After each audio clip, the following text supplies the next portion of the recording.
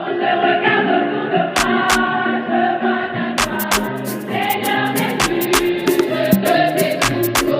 qui continue d'avancer. Les gens sont jaloux aujourd'hui de tout ce qu'ils ont. On a connu quand même 10 ans de crise qui avait plongé ce pays dans la pauvreté, etc. Et les Oigniens veulent aujourd'hui des batailles qui font avancer donc, le développement, qui font reculer donc, le chômage, la corruption, la pauvreté, etc. Et sur ces batailles-là que le président Alassane Ouattara est en train de mener. Maintenant que Laurent Gbagbo soit nostalgique des années de violence, etc., mais il n'y aura personne, parce que je le dis avec... il n'y aura personne, parce que les Ivoiriens sont passés à autre chose. Je ne dis pas que certains de ces militants pris encore d'illusions pourraient penser qu'ils sont... Mais Laurent Gbagbo n'en a pas la capacité. Je vous l'ai dit droit dans les yeux, il n'en a pas la capacité. Vous savez, en 2010, parce que les gens ont vite fait de faire un rapprochement avec 2010. Oui, en 2010, on a eu quand même des violences, il y a eu 3000 morts, etc. Et donc en 2025, est-ce que j'ai rappelé que dans le contexte de 2010, nous avons un pays coupé en deux, avec la partie nord, donc il y avait la rébellion, la partie sud, vous avez des groupes d'autodéfense, des mercenaires libériens, etc. Beaucoup d'armes qui circulaient, etc. Et donc, les conflits se sont mués très vite en meurtres, etc., avec donc 3000 morts. Aujourd'hui, M. Aboua, nous sommes en sécurité. Nous n'avons pas de miliciens sur le territoire national. Et ça veut dire, ce que nous avons décidé, nous sommes un État normal. Et comme nous sommes un État normal, l'opposition peut faire ses manifestations, Laurent Gbagbo fait ses meetings sans être inquiété. Est-ce que l'opposition, au-delà des meetings, peut aujourd'hui décider de marcher et que le pouvoir va l'accepter? Alors, les manifestations, que ce soit les meetings ou les marches, sont encadrées par la loi. Tant qu'ils sont conformes à la loi, il n'y a aucun problème. Mais ce qu'on n'acceptera pas, c'est la chérie et l'anarchie, telle qu'ils laissent entrevoir. Ça ne marchera pas. C'est quoi la chérie? Il n'en a pas la capacité. La chérie, selon vous, c'est quoi? Mais la chérie, c'est de dire, on va aller dans la rue se bagarrer, etc. Et face à qui? Et ça, je trouve irresponsable venant de quelqu'un qui a géré un pays. Dans le contexte actuel, on n'invite pas les jeunes à aller dans la rue pour aller se battre, etc. Pourquoi? Pour des questions d'égo personnel. Parce qu'en définitive, quand vous écoutez tout son discours, tout tourne autour de lui, son honneur. Il n'y a rien pour le pays. Il n'y a rien pour ces jeunes. Je dis et je le répète, il n'en a pas la capacité. Je dis et je le répète, les Ivoiriens sont passés à autre chose. Je dis et je le répète, justement, les turpitudes politiques de 2010 ont tellement traumatisé nos compatriotes qu'ils n'ont plus envie donc de leaders politiques guerriers. Voilà. Très bien. Alors, monsieur le ministre, vous êtes en train de nous dire aujourd'hui que l'État du Côte d'Ivoire, votre gouvernement, a pris toutes les mesures ou toutes les dispositions pour éviter à ce pays-là de sombrer dans la violence. Mais depuis 15 ans, c'est ce que nous faisons. Très bien. Depuis 15 ans, c'est ce que nous faisons. Respectueux de l'état de droit, respecter donc les droits donc, de nos concitoyens, des partis politiques, etc. Donc ils font les manifestations, ils marchent, etc., etc. Mais en même temps, très ferme sur la nécessité donc d'assurer la sécurité des Ivoiriens et la quiétude des Ivoiriens. Docteur Paris. Monsieur le ministre, Madame Simone Gbagbo, je cite, dit que la loi ivoirienne a prévu qu'il puisse prendre son bic, faisant allusion au président Alassane Ouattara, pour écrire une loi d'amnistie, qu'il le fasse, ça permettra de faire baisser la tension. Est-ce que justement, le président Alassane Ouattara ne peut pas prendre son bic et écrire la loi d'amnistie qu'elle demande pour faire baisser la tension? On va être juste, la loi permet aussi aux partis politiques représentés à l'Assemblée nationale de prendre un bic et d'écrire une loi, un projet de loi portant à l'hémicycle. Monsieur le ministre, mais pourquoi pas la majorité? S'il vous plaît, tout doucement. J'arrive. Parce que si Alassane Ouattara prenait même son bic aujourd'hui pour qu'il y ait une loi d'amnistie, mais elle n'est pas applicable, cette loi doit passer au Parlement. Mais ne pensez pas que nos députés sont des personnes qui n'ont pas de libre arbitre. Ne pensez pas que parce que Alassane Ouattara aura pris une loi d'amnistie, proposée à l'Assemblée nationale, que les députés vont voter à l'aveugle. Je veux rappeler que dans les années 70, au temps du parti unique, l'Assemblée nationale avait rejeté un projet de loi donc, du président Faux-Boigny tendant donc à donner la double nationalité. Alors, ils peuvent aussi utiliser cette prérogative que la loi leur donne, s'associer, bon, elle n'est pas représentée à l'Assemblée nationale, mais le PDCI et le PPACI peuvent écrire un projet de loi portant à l'hémicycle et proposer à l'Assemblée nationale. Très bien. Monsieur le ministre, Docteur le Barry. président Ouattara, c'est le président de la République. N'est-ce pas? C'est à lui que les Ivoiriens ont confié les rênes du pays. Alors, la loi, oui, il y a le président de la République. Ce que la loi met dans son ressort en tant que président de la République, c'est la possibilité de prendre la grâce pour gracier donc des concitoyens, etc. Il a fait ou pas? Il l'a fait effectivement. Donc, Maintenant, s'agissant de la loi ça, t'as sa d'amnistie, question. son devoir. s'agissant de la loi d'amnistie, en plus d'être président de la République, il est président du RHDP. Donc, il a la capacité de convaincre ses députés de voter la loi si elle est soumise à l'Assemblée nationale. C'est M. Diallo, c'est ça? M. Barry. M. Barry, je vous dis qu'autant de partis uniques, dans les années 70, c'est-à-dire presque 10 ans ou 12 ans après les indépendances, Je pense en 72 exactement. en 72, Félix Foumboni, président du PDCI, il a sorti un projet de loi pour modifier la loi sur la nationalité. L'Assemblée nationale était unicolore. Tout le monde était PDCI, ça a été rejeté. Nous sommes dans le même Donc il contexte. n'y a aucune garantie. Il n'y a aucune garantie qu'une loi venant du président Alassane Ouattara sera forcément suivie par les députés donc du RHDP ou pas. Très bien. Comme il se peut que l'opposition initie un projet de loi à l'Assemblée nationale et que les autres députés aillent dans leur sens. Mais posez-leur la question de savoir pourquoi, alors que la loi leur permet d'initier des projets de loi d'amnistie, ils ne le font pas. Moi, je vous dis pourquoi. Allez-y.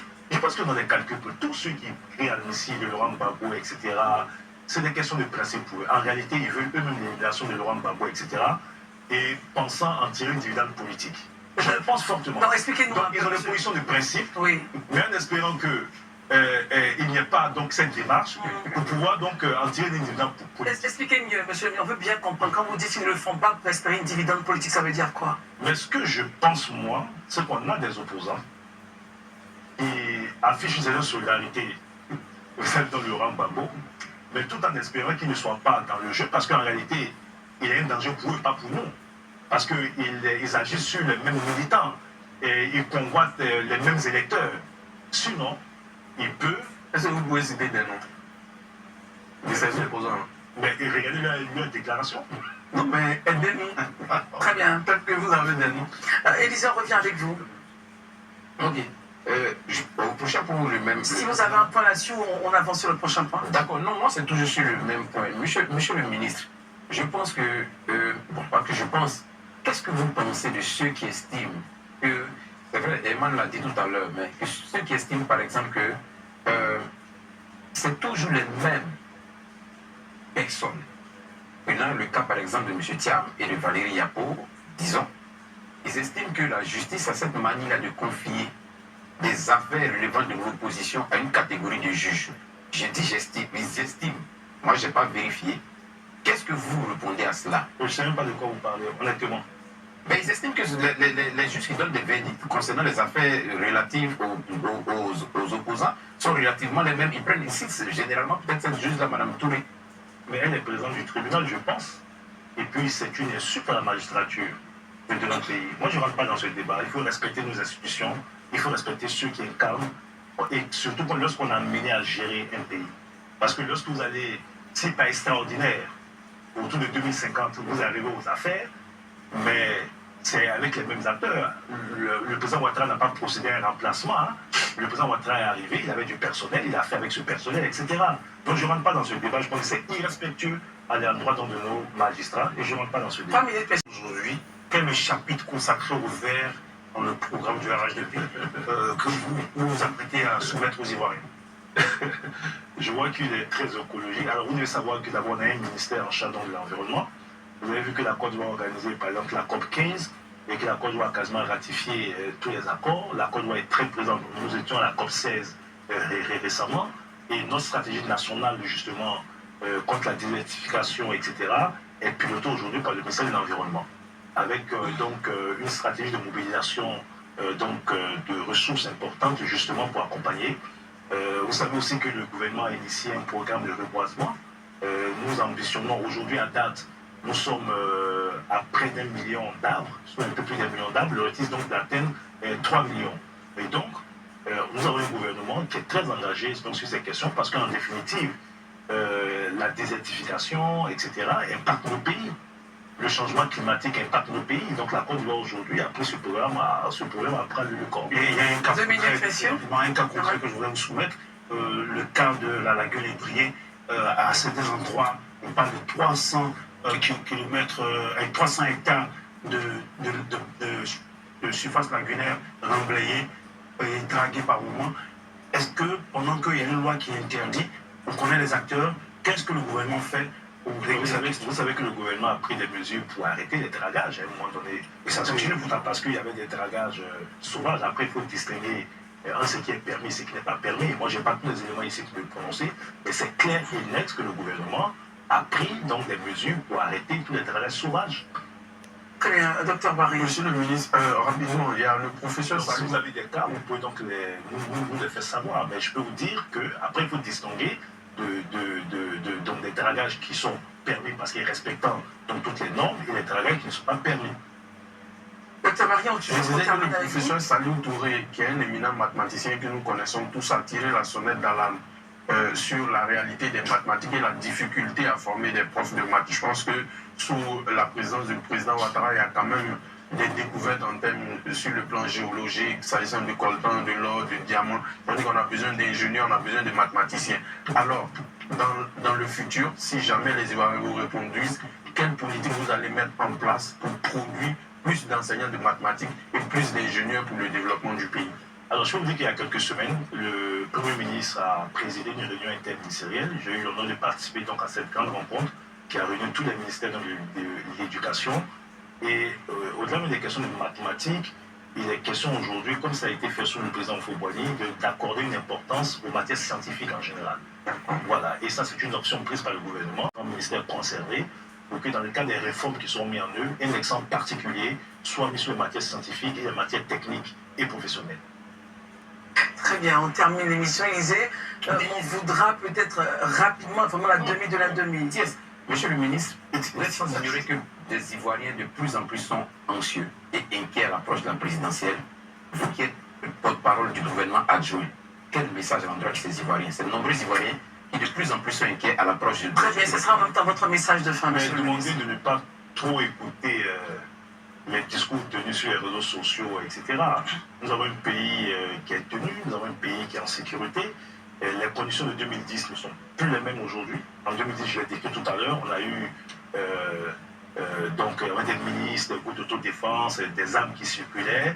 Et même quand vous prenez 2020, avec la désobéissance civile organisée par l'opposition, la plupart des personnes qui ont été tuées ont été dans le cadre de batailles communautaires. Aujourd'hui, nous avons pris le taureau par les cornes. Et dire aussi que dans toutes les démocraties, regardez aux États-Unis, les tensions politiques liées aux élections, regardez en France. Donc, on assiste à une tendance mondiale aujourd'hui où les élections cristallisent. Notre responsabilité, c'est de faire en sorte, comme c'est le cas aujourd'hui, que la sécurité soit donc, sur l'ensemble du territoire national et que les acteurs politiques continuent de s'exprimer, mais dans le strict respect de l'ordre et de la loi. Ce sera votre dernier